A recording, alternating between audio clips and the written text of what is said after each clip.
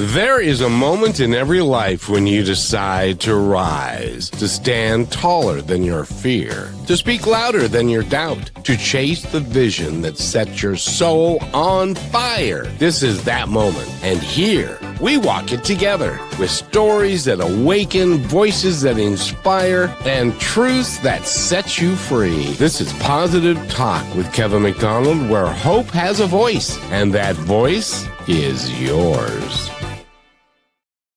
We got a really fun show for you today, ladies and gentlemen. I hope you stay with us for the entire time, because Brachelle is going to introduce our guest for today, and she's got something important to say at the same time. Yes, I made sure that I told Ken I love to introduce this guest, and there's a specific reason.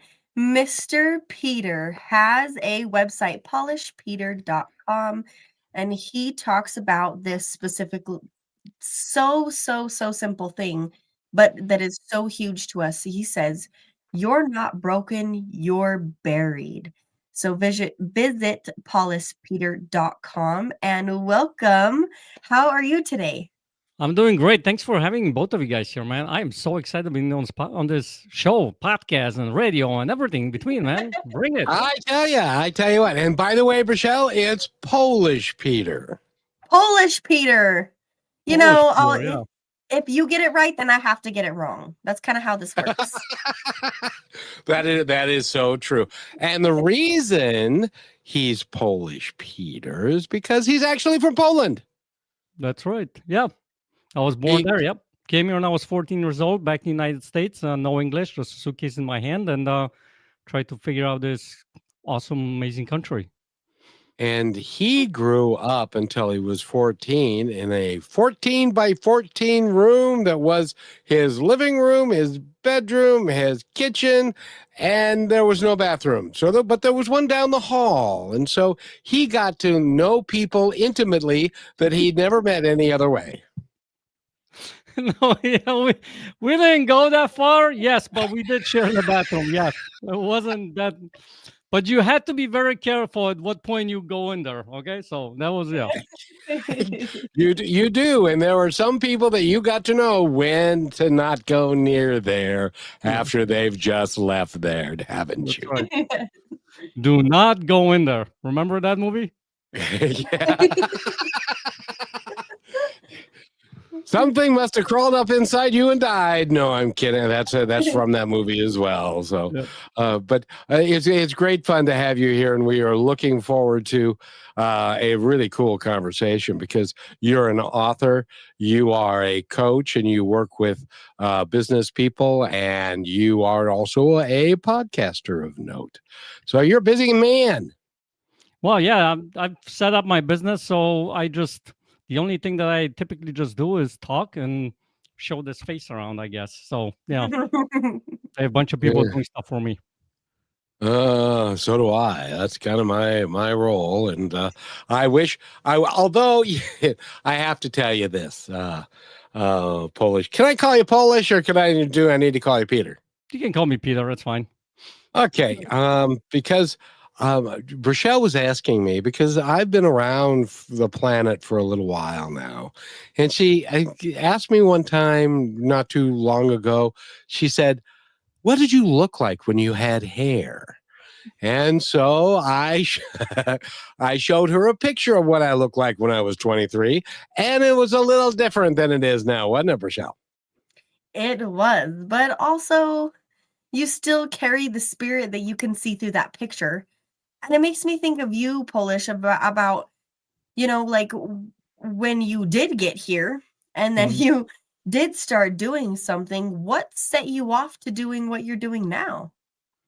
Well, it depends how long of a story you want to hear. I mean, it could be a 5 minutes, it could be a couple hour We story, got a but little bit of Yeah, time. we got an hour. yeah, we got time.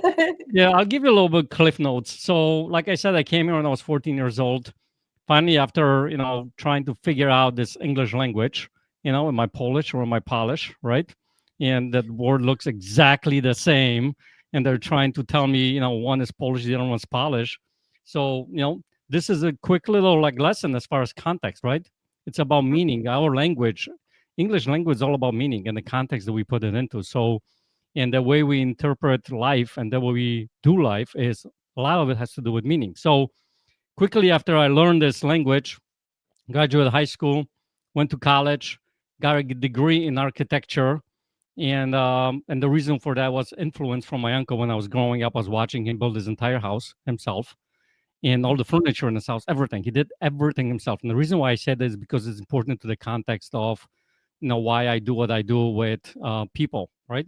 Mhm. And especially business owners, because we are influenced a lot of times growing up from the people in our lives, and some of those influences sound like a belief that I have to do everything myself, because if I don't do it, nobody's going to do it as good as me, right?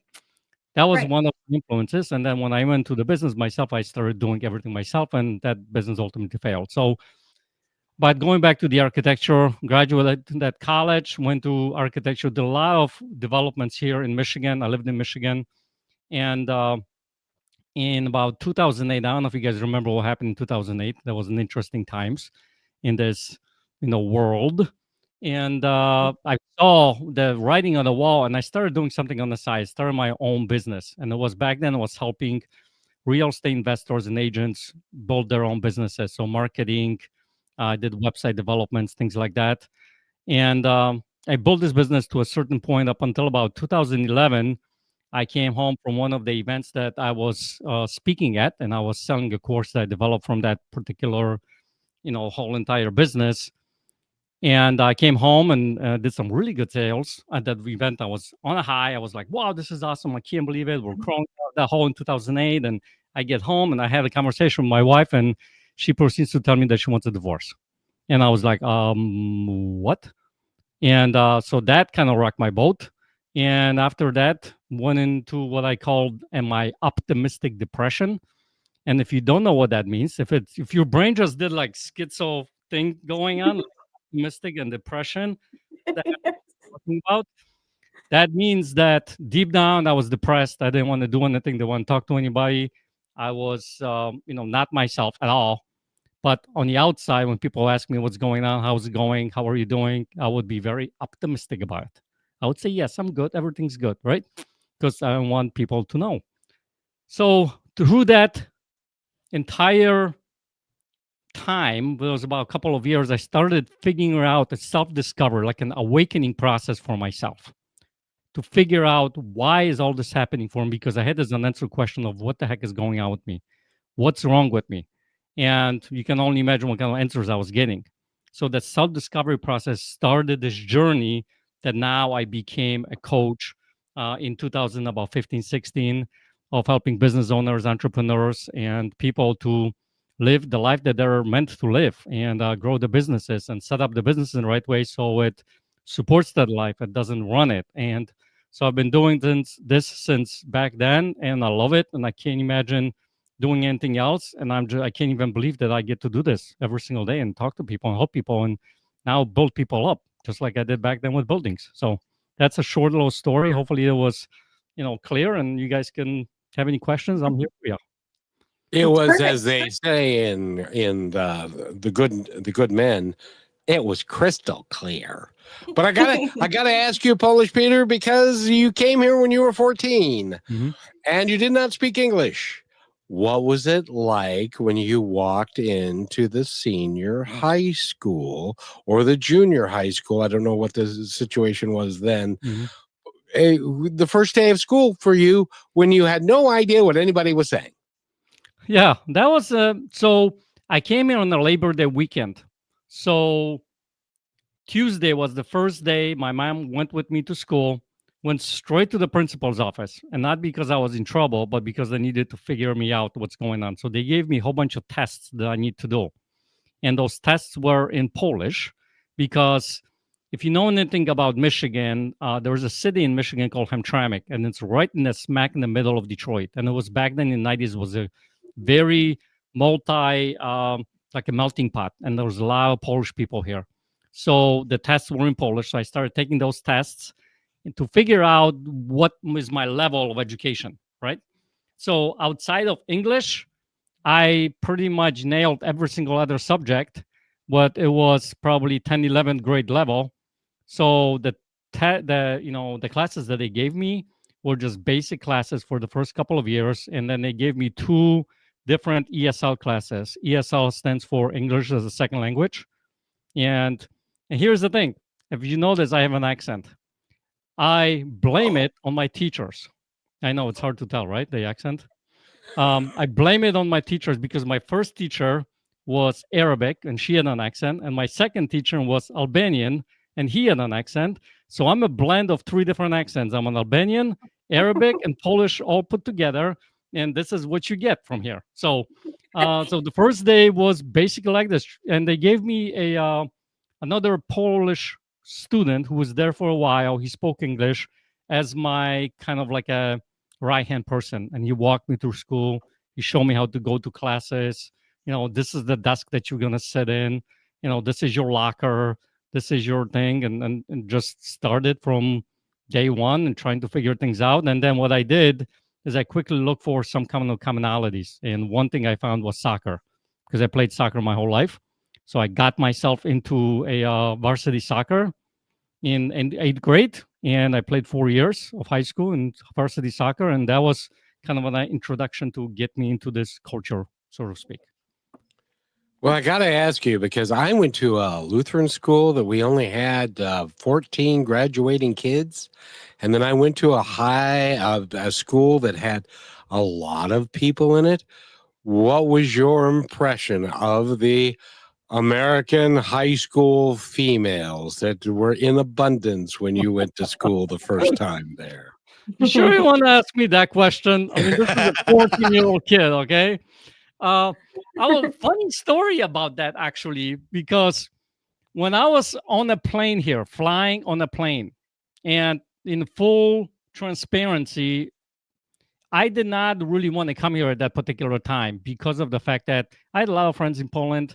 I was in like a dance group when we were traveling across Poland. We were performing in different places. We were actually flying international. We went to France for a festival. So I loved my life back there, And what ended up happening, my mom, because my parents got divorced, would bring us here, me and my sister, because this was the land of opportunity. And by the way, I still believe to this day, this is the land of opportunity. So as I'm on a plane sitting there, and I'm like, okay, fine, this is an 11-hour flight. I need to figure something out. So they played 2 movies on that plane. First movie, I'll give you a hint, and then I'll see if you guys can figure out the second movie. The first movie was Coming to America by Eddie Murphy. Do you remember that movie? Eddie Murphy, absolutely, yes. Coming to America. I wonder if that was a coincidence or there was some purpose. I don't know. Guess what the second movie was? Die Hard. Nope, it was by Eddie Murphy as well. Oh, Rochelle? I've got a million names flying through my head, and the one I'm thinking of, I don't think has Eddie Murphy. No. But I'm not Hollywood, sure. I've got a Rocky because it's like the freedom. Oh yeah, the freedom fighter movie. Yeah. No, but the second movie was Beverly Hills Cop. I'm not sure. That's the one I was trying to say that. I was trying to say that. With Nick Nolte and which one? Because there was 3 of them that they made, I think, back then. I imagine it was the first one. No, it was the second one when he went to Beverly Hills. Okay. So here's the kicker, Kevin. Listen to this. So I'm sitting there watching this movie. I go, you know what? This United States may not be so bad. This is a 14-year-old kid, okay? I got palm trees, right? I'm looking at Beverly Hills, okay? The Rodeo Drive and all that stuff. I'm looking at palm trees, beautiful skies, beautiful cars, skyscrapers, beautiful women, and all that kind of stuff. And then I land in Detroit. And I was like, what are those beautiful palm trees and skyscrapers and skies? And they sold me a bill of goods. So, yeah. So that was kind of like a little experience there. But yeah, quickly. Well, and I got to tell you, where did you, because we're learning so much about you. You were a dancer. Rochelle's a dancer, and you were part of a troupe, and you were a soccer player, and which, of course, over there's football and stuff. And where did you get the drive that you have to go through all of the things you've gone through and excel. And is it because of your basic upbringing when you were over there before you were 14, or have you learned so much in the course of your time being here? Well, that's a really good question. And I think it's a little bit of both. And what I mean by that is I remember for as long as I can remember that I had this, I guess, call it a value within me that you never, ever, ever, ever, ever, ever, did I say never? Give up, right? You never give up. And that was like one of those beliefs that I had instilled with me somehow in some shape or way that stay with me for the longest time. And sometimes it has really helped me. And sometimes it has not, because I should have stopped something that I kept going on and on and on and on, right? But as belief that has really helped me in business, by the way, and in so many different areas of my life, to never, ever, ever give up. And that was one of those beliefs that helped me to, when there was tough times, get through the tough times, right? Then I also learned another belief that there were seasons in life. And this is something that I learned over here. There is a really good friend of mine. His name is Joe. And he talks about seasons of life. Think about, like, we have spring and summer and fall and winter. And I think the winter in, Utah or Seattle is a little bit different than in Michigan, and summers and all those things. But one commonality that we all have is this: they all start and end. Every season ends at some point, right? So when we are going through a tough time, through a season of life that it's tough, then if you just know that at some point the season is going to end, it's going to help you get to kind of like work through that season, if that makes any sense. So there were some values, I think, that I've learned along the way, and some of them were from my uncle. Some of them were from as I learned through life, that has helped me. Now, there was a lot of them that didn't help me. So, for instance, like when I was going through this tough time in my divorce, one of the things that I've discovered about myself is that I've kept asking this unanswered question. That question was, what the heck is wrong with me, right? And we all, in some shape or form, when we have tough times, we ask those kinds of questions that will never be answered. Because think about this, your brain is never going to be able to give you the right answer. And it's going to give you all kinds of different answers. And also, if I ask, what the heck is wrong with me? Well, because you're Polish, because you're stupid, because you did this, because you did that, because, right? Because your brain cannot go without an answer. Think about it. If you ask someone a question, your brain cannot literally just not answer the question. It has to do it. So you have to be careful the stuff that you put in here, because what you put in here is what you're going to get out. So those are the kinds of things I start learning.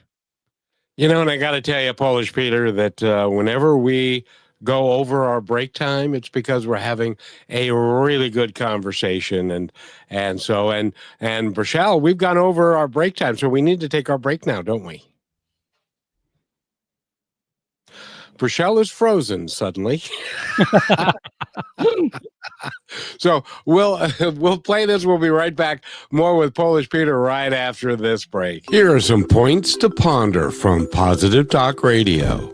Some say leadership is about getting the work done, about pushing forward, no matter the cost. But what's the cost of a team with no purpose? What if a single act of support, a single moment of genuine grit could change everything?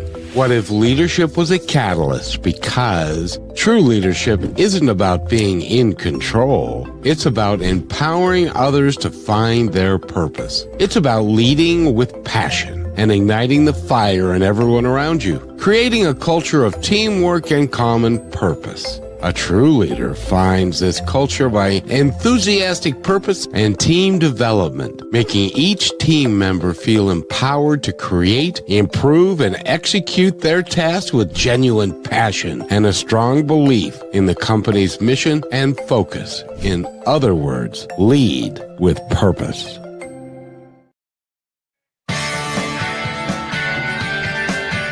And welcome back to Positive Talk with Kevin McDonald and maybe Brichelle if her internet calms down. And Polish Peter is our guest. And go to his website. By the way, he's actually got two of them.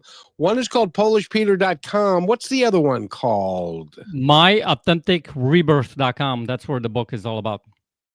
My Authentic Rebirth. Let's talk about that because at one point in time, and I agree with you, almost everybody has to go through a rebirth period where we can learn from the things that we've done in the past and then learn how not to repeat them and to live a better life. Do you agree with that? Is that kind of the premise of the book?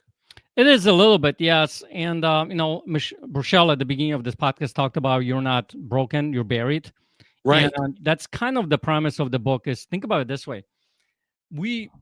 I believe that we are in some shape or form living in a broken world. And what I mean by that is that a lot of the beliefs and things that we've taught, and whether it's media, whether it's our society or school or parents or whatever it might be, it just continuously just goes from one place to another, one person to another, and just passes on.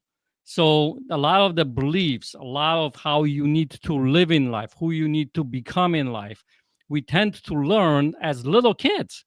And we learn from this world that hasn't really, quote unquote, figured this out. Like, think about it this way. From my own perspective, I learned this from my aunt and my uncle. Now, they were small farmers. My uncle worked 24/7. He built his entire house himself. And to a point, he supported his family. He was an amazing man. He was unbelievable. I love my uncle. He was like my dad. But there were a lot of beliefs that I learned from him were not beneficial for me to be able to go and live that life. So we lived in this world, this quote unquote broken world. And what we tend to do, and what the society tells us, what the personal development space tells us, is we need to fix it, change it, adjust it, whatever, because there's something that we need to change our mindset. That's the big phrase, isn't it? Change your mindset. Yep. It's the big kind of conversation. And I kind of have a problem with that because think about it, just the word mindset. If you really look at the language, and that was, I think, one of the benefits that I've gotten about learning the English language, because I had to really get clear on what the words mean. So if you look at the word mindset, it's put together by two words, mind and set. So for your entire life, the word that you are repeating over and over and over again is mindset. Mindset. Your mind is what? Set. So is there possible in some shape or form you are subconsciously programming your mind to be set, and now you're trying to change it and fix it and alter it? And guess what? How is that working out? Not so well, right? But what ends up happening, I think, when we are born into this world, think about it, when you were 3, 4, 5 years old. I don't know if you, Kevin, if you remember when you were 3, 4, 5. Do you remember that? I do. All right. Were you fearful? No. Were you worried about whether you're introvert or extrovert? I had no idea what any of that meant. I was just me. Right. Were you unstoppable? Did you just talk to anybody and everybody? Yeah, they used to tell me to shut up and not talk to everybody. Right. Were you concerned about basically looking good or avoiding looking bad or anything like that? No, I was just me. Exactly. Right. And that's what I call the authentic self. Now, granted, we've learned some wisdom things throughout the years, right? Like, for instance, don't put your hand on the stove because you're going to get burnt. I mean, I think that's a pretty good belief, right? I did that, and I learned that. Yeah. Yeah, I did that too. I actually walked into a boiling water that my mom was boiling one time. I literally stepped into it. So I learned that pretty quickly not to do that, right? So, but the thing is, that's the authentic self. So the book basically talks about how to reawaken to your authentic self, to the one that's not, all those limiting beliefs. I call them blind agreements, like, that we're fearful, that we're stopped, that we have all these labels, I'm introvert or extrovert or whatever it might be, and truly get back to your authentic self. Because when you do that, guess what? You can do some amazing things in life. Because you are not doubting yourself. Right. Or calling yourself less than, or listening to the stories that people have told you your whole life. You're stupid. You're not very bright. You are too short. You're too tall. You're too fat. You're too skinny. All those things. Exactly. You're right on it, man. You know exactly what I'm talking about. Yeah, and it's so sad that we spend our whole life doing that, but there comes a point in time, and you discovered it fairly early in life that that wasn't going to work for you, even when your you went through your what I call a bad country music song period, which is when your wife left and Mhm. all of that, and you were even trying to put on a brave face and then say, "Oh, I'm fine," but deep down inside, you were not fine. And it took you a while to get that. How did you get over that and figure that out, that what you had been told was a bald-faced lie about you? Well, one of the things that I've learned is during that time, I ended up, one of my friends introduced me to another guy named Jason. He became my best friend. And through him, I ended up going to this mastermind. And Ah, in this mastermind, I was, imagine sitting in the room with about 20 different people, and you have like a hot seat and you sit and talk about what's going on with you, right? And in one of the conversations, I started telling about my business, what's going on with me, and how I'm doing this and doing that, and how I'm saying yes to this client and that client, and what's happening here. And one of the participants speaks up and goes, "Well, dude, listen, you're a people pleaser." I'm like, "What? No, I'm not." He's like, "Yeah, you're a people pleaser. Like, look at what you're saying. You're saying yes to everyone and everything, but yourself and the people who are most important to you." I'm like, "Are you crazy?" And all of a sudden, it like hit me. You know what I mean? Like this blind spot that kind yeah. of like got right in front of my face, and I just looked at it. 35 years old, first time ever, I discovered I'm a people pleaser, and I'm like, "What?" Right? And all of a sudden, I see my life just flash in front of me, like my ex-wife telling me I'm saying yes to everybody and everything about her and the family and blah blah blah blah, all those different things, right? And that through that self-discovery, through that awakening, I call this. That was the first time that I started to awaken to this. Maybe this what I've been doing up to this point doesn't work. Oh, it's Uh, not working as well. Maybe I should look from a different perspective. And that's when I started diving deeper into who I truly am and getting back and like, questioning those beliefs. I first time in my life I started actually questioning what I believed, like those beliefs. Like, do I really have to do everything myself? Do I really like have to has to everything be perfect? Because architecture, everything is to be perfect. Does it really have to be that? And when I started questioning, all of a sudden those beliefs started to falling apart, and I can actually get back to my quote unquote authentic self. well, the interesting thing about that is you were being modeled by your grandfather, Mm. or was it your uncle? I My can't uncle, remember. yeah. Hmm. Your uncle, that you do everything yourself. You get up in the morning and you work all day, and then you work all night, and then you do the same thing, and you do everything yourself. And for him, that was working to some extent, but it would be amazing to know if he were to sit here and have a conversation with today on what changes he would want to make, because it was a very hard way to live and stuff. And I wonder, let me ask you, do you think that over time he would have changed that opinion to more of learning how to be his authentic self, because he learned that from his parents Yeah. and they learned that from theirs probably as well? Well, that's an interesting question. I never thought about it that way. To be honest, I'm not sure. I mean, I'm not sure how strong those beliefs were within him that he would be open of letting them go. Because I think that's one of the important things when someone goes through this awakening process, you have to be willing to let go of some of these beliefs. Yep. It's a shedding process in a way, sort of like you come out of the shell, out of the cocoon kind of a thing. I don't know if you ever seen the movie Matrix, but I kind of look at it that way. Yeah. You ever seen the Matrix? Oh yeah. Yeah, it's Oh kind yeah. of like that. So Well, you have and to be willing to let go. you do. And also to stop telling you the stories, Hmm. telling yourself the stories that have been told to you your entire life. And we all have them. Yeah. That stories that have been told to us that may not, that we tend to believe, because as you know, Polish Peter, everybody else is smarter than we are. So we have to take what they say as truth and what we may feel in our heart as not so true, because we're not as smart as they are because somebody told us that. Do you agree with that? Yeah, that's how the beliefs get formed. I mean, think about it. When you're 8 years old and you're sitting there and, these moments happen in your life, then let me go back. Between about birth to about 7 years old, you're like a sponge. Yep. And your brain is not developed yet to a point where you have a filtering system built in to this brain. There is no filtering basically. That's why a lot of times you see like a 3-year-old have no filter, right? He'll just say whatever he thinks. You see someone's like, "Oh, you're stupid." Just come out and say it. And parents are like, "What are you doing? You can't say that," right? That's where these beliefs starting to be built in, kind of a thing. But up to that age, you don't have any filtering system. So what does that mean? That means that you accept everything and everything as truth.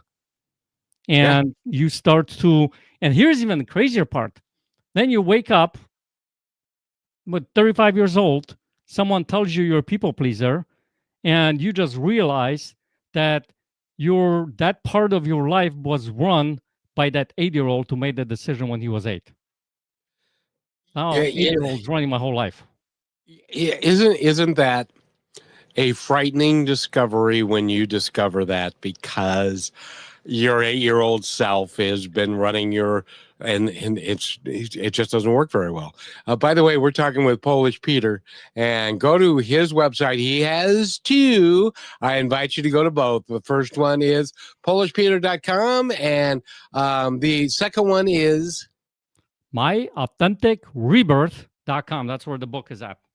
That's where you can find the book, and I highly encourage you to get that book, because your authentic rebirth is how you can change where you were going and what you were doing in every conceivable way to be your authentic self, rather than what you think.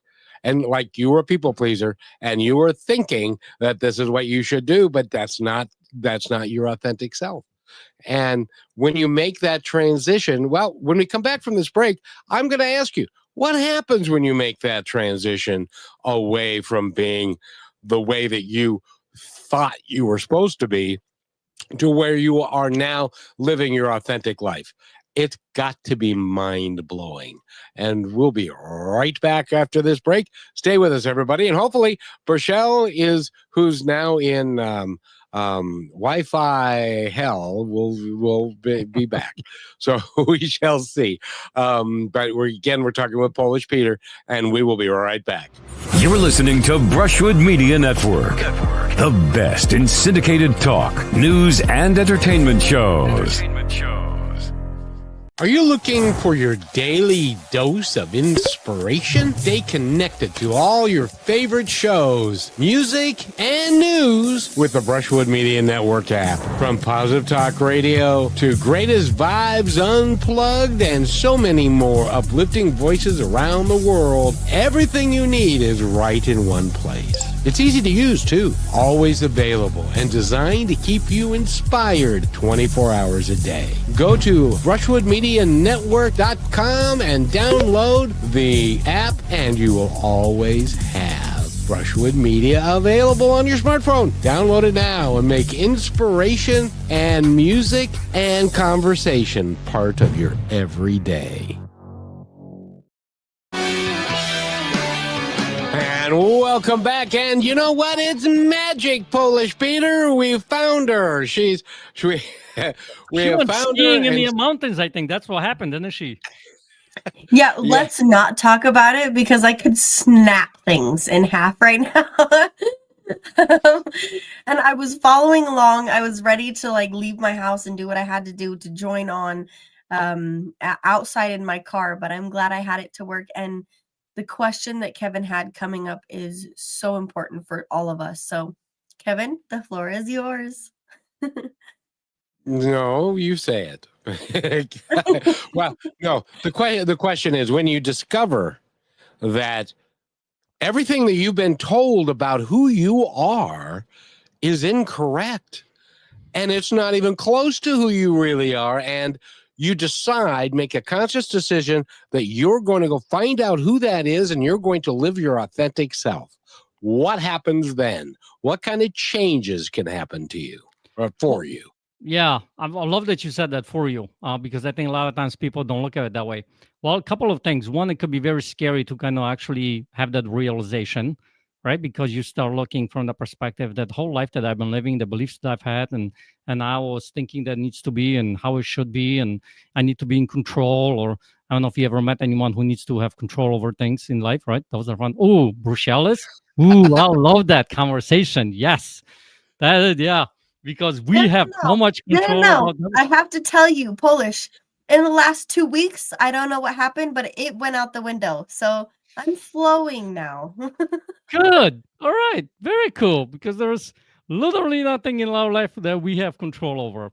So I had to learn that. That was kind of not fun lesson to learn, right? But so it can be scary, but then at the same time, it gets very liberating very quickly. And what ends up happening, you start to look from the perspective, that now that I know what I know, all those beliefs, if I'm able to let go of them, then get back to my true authentic self, guess what? I don't have to be fearful about things. I used to worry about getting in a call and talking with somebody. I would not speak on stages. Since then I spoke at 100 plus different stages. We have events throughout the country, and I did over 100 different stages so far. I would not get on the stage because guess what? I have a stupid accent. That was the old self. The old self the world kind of created. The authentic self, that's who I am. Love my accent. It's awesome. Love it. And guess what? And I'll make fun of it if I need to. And by the way, my team, as we're doing the events, makes some fun of it. And we have a lot of fun with it. So that's when you get back to this kind of having fun in life, and you get more authentic. You're not as fearful. You're become unstoppable. When I released this book in September, the things that I've done in order to get this book out there, I would never have done that before in my life. I've probably had 200-300 conversations in a span of 2.5 months, getting on conversations on calls, and I would have never done that. And that is kind of a thing that you can do at any time, anywhere. And I don't care if you're black, white, yellow, green, Polish, or whatever, or you're Seattle. What would you call the people of Seattle? Seattleian? I don't know. I'm just making crap up right now. We are Seattleites. Proud and loving it. There you go. Right. So a lot of the world opens up. It becomes what you're. I'm not saying it's going to be easy, but it's going to be simple as far as how you go about life, because you'll know very clearly whether or not you are, stepping back into that kind of a worry, or you're being your authentic self. So I hope that makes sense what I'm saying. 100%. Oh, it does, Rochelle. I know you've been listening, and so I know you've got a plethora of questions you'd love to ask. Well, first of all, we have to have you back on the show because this does not cover all of that. And we want to stay along with your journey, as so many of our amazing guests that we do. And I'm wondering, like, this shift, maybe there's some people that are around my age, but you go through the shift and it's like let me put it this way. Kevin told me, you can't control everything and la da da da da. And I was like, okay, yeah, I get it. And so I absorbed it, but when I learned it, I didn't understand it. Yeah. So there's like the absorption period, the understanding, and the learning. And for some people, that's not all in the same order because we need different lessons to learn it. And for so long, I told Kevin, no, I'm not controlling anything. I'm letting it all go. And I used to love the phrase, I surrendered. But also now I'm coming into this frame where it's like, but I have control in that. I have control of me, and I get to choose. And I love how you mentioned, it's not easy. It's terrifying, actually, because you don't know what the future holds, but that's also exciting. So how were you able to, I hate the word balance. I don't think anything in life almost has balance, but there's harmony. You can create harmony, whether you're at 90% when you wake up, whether you're at 15% you wake up, and you can help yourself understand I have control in where I'm at in this present moment, but also I can allow myself to be where I need through this day. and have harmony in that, to learn the lessons in front of me or to see the opportunity. And I love how everything that you talk about is just seeing opportunity. You were able to be vulnerable enough to say, yes, I'm different. And that can be hilarious to some people. And yes, there's this, and that can be that to other people, but you used it in a way that brought you community rather than separated you from other people.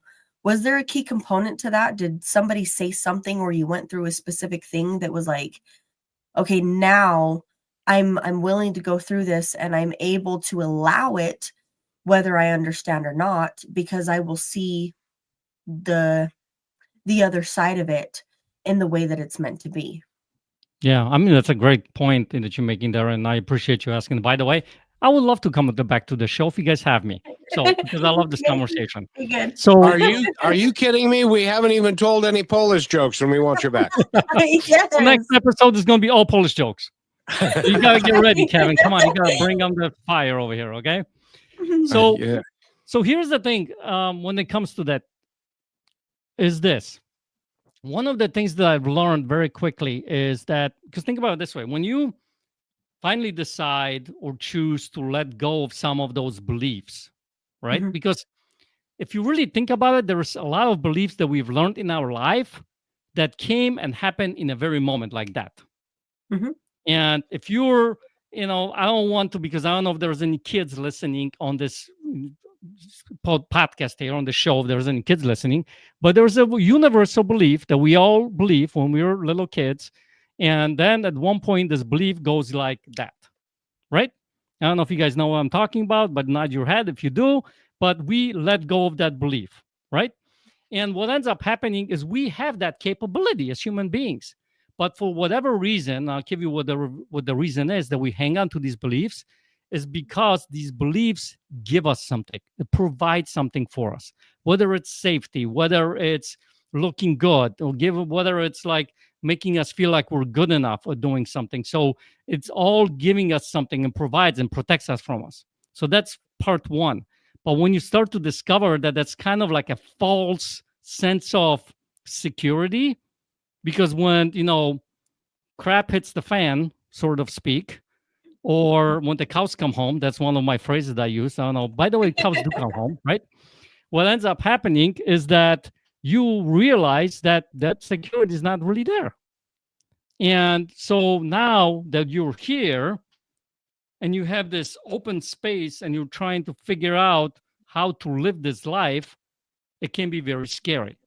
So what I've learned to do at that particular time is actually learned this from a company called Life on Air, and I partnered with them. We did a lot of the events for them. Is that nobody ever tells us that we can actually, literally, create a vision for our life.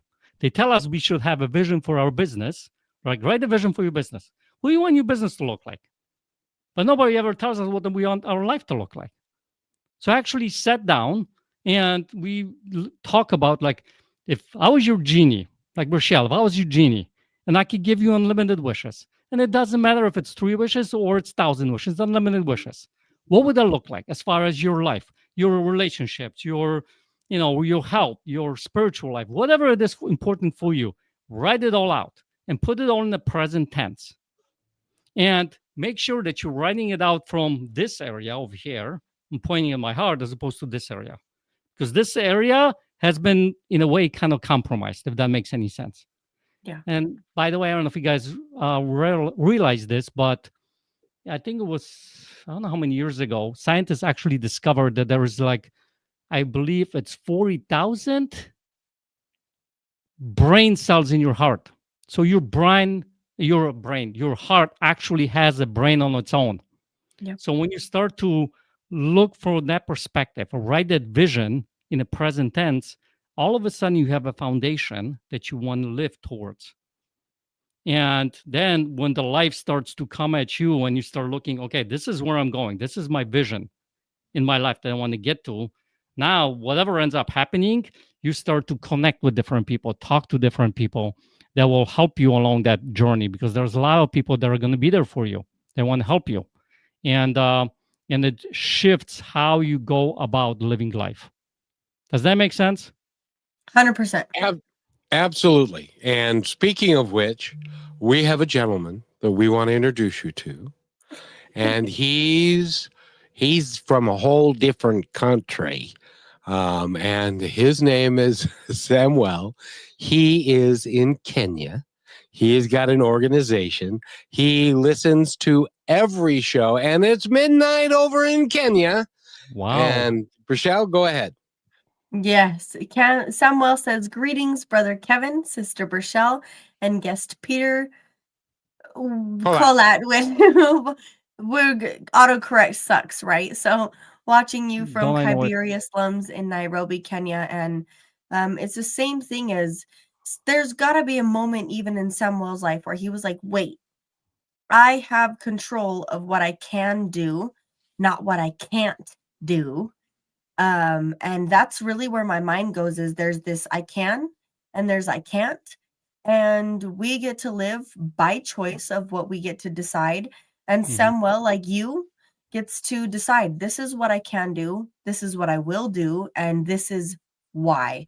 And thank you for bringing up having a foundation of things. If we don't have a foundation, it's a little rocky along the way. So when you build that with yourself, it gets you a lot further, a lot faster. Don't you agree, Kevin? I think I do. And Polish Peter, I got to tell you, when you were thinking about where you wanted your life to be, what did you want it to have, who did you want to be? And I was just thinking, I can't think of any place else on the planet I would rather be than right here, right now, talking to Polish Peter. Go to polishpeter.com, I believe. Yes, and go there and find out all about him. Get the book, because your translation, you can create your authentic self at any given time that you choose. Nobody else but you. It is a remarkable moment in time when you get that. And sometimes it takes you to get a book. So the name of the book again, Polish Peter, is Authentic Rebirth. And actually, this is the first book ever. You can actually write your name at the top here. So it would be Kevin's Authentic Rebirth. On the cover, Brochelle's Authentic Rebirth. So because I want people to actually own their own rebirth. So yes, that's how it is. And by the way, and we got to take this break, but I just have to, I want to crow on your behalf. Most brand new books, this book came out in September. Most brand new books, they take a while to catch on and stuff. But you have become an international bestseller in a month. Would that be true? That is true. Yeah, my publisher just let me know a couple of weeks back that that's what happened. Yeah. And I think it's because this book is needed. I think that's what people are hungry for it. They need the change, especially what's going on out there. Yeah. Yes, and we can also go with a bit of integrity, don't you think? We'll be right back. Here's another point to ponder from Positive Talk Radio. What is the easiest thing to justify? It is a small transgression. The one no one will ever see, no one will ever know. The tiny exaggeration on the expense report. The extra minute you took on your lunch break. The packaging you tossed in the wrong recycle bin because it was closer. In those moments, the question isn't, will I get caught? The question is, will I know? It isn't about avoiding punishment. It's a silent agreement you make with yourself when you choose to do the right thing. To return the wallet. To fix the mistake. To respect the empty space. You aren't impressing the world. You're earning your own respect. That small choice, made entirely in private, is how you build a life you never have to look away from. The only audience that matters is you.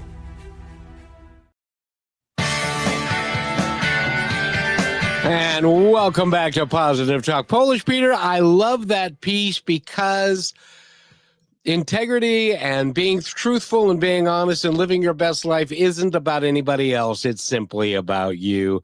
And you are the one who gets to review what you've done for that day and decide whether it's good enough or could you do better? And I think as long as we're all striving to do better, you're living your more authentic self rather than accepting what somebody else does. He did it and that's okay because I can do it because he did it, kind of thing. Does that make sense? Oh yeah, it's a lot of that out there. Yeah, and think about it this way: I think a lot of it, if we got back to the authentic self, so to speak, I think the world will be a much better place. Because, like you mentioned in this video, that deep down you have this. I call this your nudge, right? Listen to your nudge. That nudge will guide you, will tell you what you need to do, where you need to go. And a lot of times we kind of, because of the world is so noisy, either we don't listen to it or we can't hear it. So I think that's important to get back to that and look for that, for the little nudge. Polish Peter, I just had a thought. Would you talk about the grand justification that a lot of us spend our lives doing? Can you elaborate? I'm not sure what that means. You're speaking big words to me now. The grand justification means that we can justify our actions, whatever they choose, whatever they happen to be, because they do it. This person lies. I can do. What, Rochelle? What are you doing? No, and you know what I mean? The justification of not living your authentic, truthful self because, well, gosh, everybody else does it. Yeah. I mean, yeah, there was a lot of that. It reminds me of like when I was a kid, right? When your parents go to you, hey, if Johnny jumped off the roof, would you do it too? So yeah, apparently some of us did. Yeah, I know. And either we rebel or we just follow the order, right? And what ends up happening, I think, this is I think, important conversation, because when you get back to your authentic self, remember we talked about 3, 4, 5 years old. And I don't think that child has any kind of, for the lack of a better word, bad ill to anybody else kind of a thing. You know, he wants to do good in life. He wants the life to, I talk about chapter, I think 10 talks about unconditional love, because I think it's important aspect to this world. If you're a parent, you probably kind of understand what unconditional love is, because sometimes these kids, I have 3 of them, that will drive you up the wall and you still love them. It doesn't matter, what they do and those kinds of things. But I think that needs to be present in the world more so than anything else.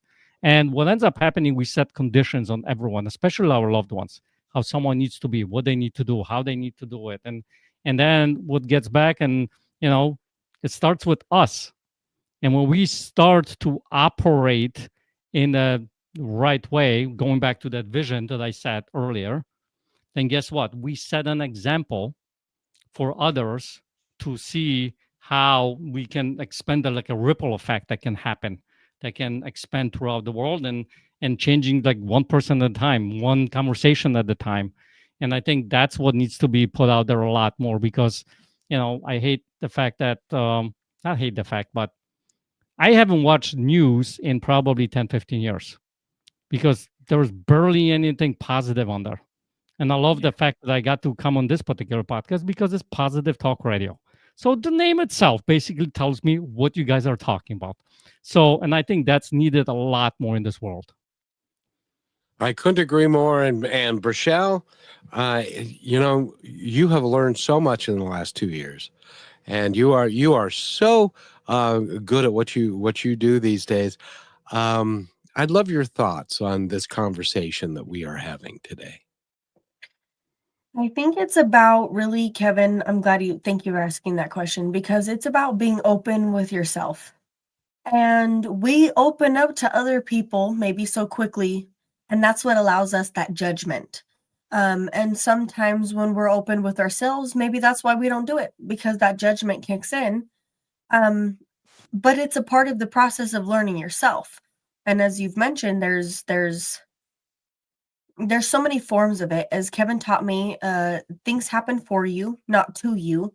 And when I took that perspective into play, yeah, thank you for that one. When I took that perspective into play, it helped me look at myself more than the outside view.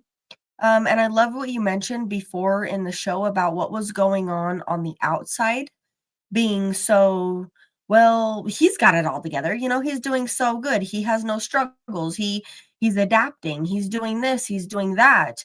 But what's happening on the inside is, I'd like to say, almost far more important, because that's what you're still perceiving, and that's what you're still giving out, and that's what you're still allowing in, is those changes and that adaptiveness. And things are constantly changing still for you, probably the same thing. And is there times that you kind of go back and remind yourself, hey, we learned this a long time ago. We don't have to make this so hard. Yeah, I think you got a point, and that's think about it this way: human beings were created for survival. We're not meant to Mhm. be alone. I'll Right. just drop this one little tidbit because it just came out. In OpenAI, who runs ChatGPT, they just came out with a statistic that, if I remember correctly, I think it was something around 600,000 or close to a million of people that are in ChatGPT are talking about ending it. The population, that's almost a million people. There is something wrong with that statistic. You know what I mean? It should not be there, that kind of a statistic. So my encouragement to you is, when you get back to that authentic self, let go of those, what the world told you what needs to be, because that's where a lot of the judgment comes in. People are not being vulnerable to be able to open up because that's not safe. And when we start to look from that perspective of being there for someone else and having that lending ear, look for someone, help someone out, and if you're thinking about that, make a phone call, reach out to someone. It's never too late. Yeah. And that's the best way Yeah. to be. And Rochelle, you do this so beautifully. Would you? We're running out of time again. We keep doing this. We need another hour. That's all we need. We need a 2-hour show. But Rochelle, lead us and finish up for us. Yes. And Kevin, I have to tell you, even if we had 2 hours, we'd still wish we had 3. That's just I how life know. works, right?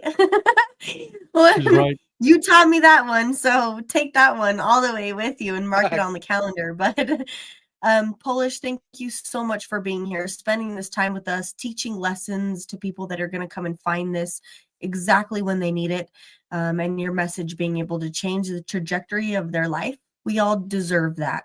Sometimes we just have to realize it. So please share with our audience any of the ways that are best to contact and communicate with you, and all the great things you're doing to take that encouragement into their own life. And then any last message that you'd like to leave us with. Well, thank you for having me. I really appreciate being on here. I think you guys are great. If you invite me, I'll come back here. Last Done. message. Um, Done. You listen. have to. All right, Sorry. bring it. Schedule me in. So one message I will leave at this: life is not meant to be living by yourself. Reach out, like this person that listens from Kenya. Love that you guys brought him out there and he listens. The environment should not define you. You get to choose your authentic self. And I find a lot of times that people who come from those tough times become change makers in the world. So you yourself, whatever you got going on, there's a possibility that you can be one of those change makers. Give yourself that option. Give yourself that choice to be able to get out there. Step out. Ask someone for help. Talk to people, and you might be amazed what might end up happening for you. And I You have to said tell you, Peter, Samuel feeds 350 children every week because because he's Wow. taken it upon himself in Kenya, which is a not a rich country. And he makes sure that these kids have a place that they can go and get food, because authentically he saw a need and he's fixing it and he's working to do it. We are so blessed to have people like him and people like you that want to come on this show, because I got to tell you, we all need you. We need this message out there. We need it in the world today. Well, thank you. And Rochelle, anything else before we go, my dear? Yes, go visit his website, which is polishpeter.com. And you've got the other one up, which is also my authenticrebirth.com. I challenge everybody to go and get that book, and maybe question yourself and what you're possible of and what your beliefs are, so that you maybe can realize that you are more than what you've been taught. And Polish has helped us reach that point in one simple book that you can reach online on every platform. So again, thank you so much for our time here with you today, Polish. And thank you, Kevin, for making all this possible. I will say that until you're not here anymore. Well, I'm leaving now, so no, I'm kidding. Polish Peter, thank you so much. This has been just extraordinary. Thank you. Everybody have a great day and act upon what we've talked about today, because it's important. You have no idea what you're capable of until you decide you are. Thank you for being part of Positive Talk with Kevin McDonald, where stories inspire and voices remind us of what truly matters. May today's conversation give you hope, courage, and a reason to keep moving forward. And just remember, till next time, be kind to one another, because each other's all we've got.